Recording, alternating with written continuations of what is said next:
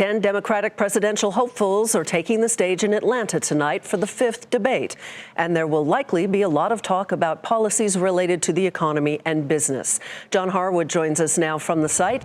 John, let's start with health care. The previous Democratic debates have revolved around the issues of Medicare for all, the private insurance industry as well. Do you think tonight's debate will?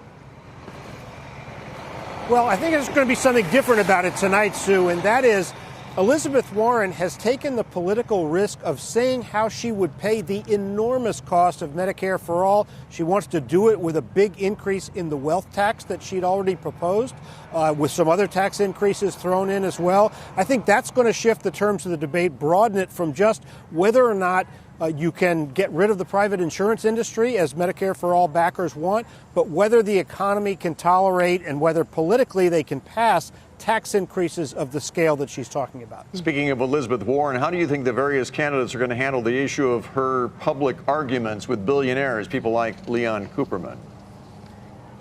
Well, I think that no Democratic candidate is going to defend the feelings of billionaires. However, some other candidates, like Joe Biden, are going to say we can't divide the country, we can't be punitive. We'd heard that from Beto O'Rourke before he dropped out in the previous debate.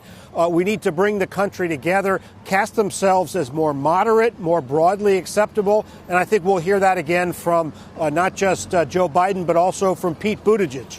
And speaking of which, he's the candidate who has really surged since the last debate. What do we know, though, about his business and economic views? Well, Pete Buttigieg is now leading in Iowa and New Hampshire. He's come on. He has cast himself as a moderate. He's hoping to inherit Joe Biden's support if Biden falls.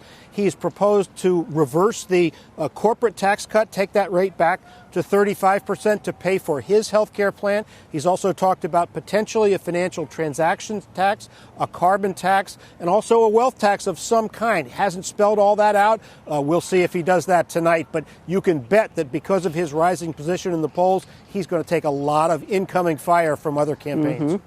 Indeed. John Harwood in Atlanta for us. Thanks, John.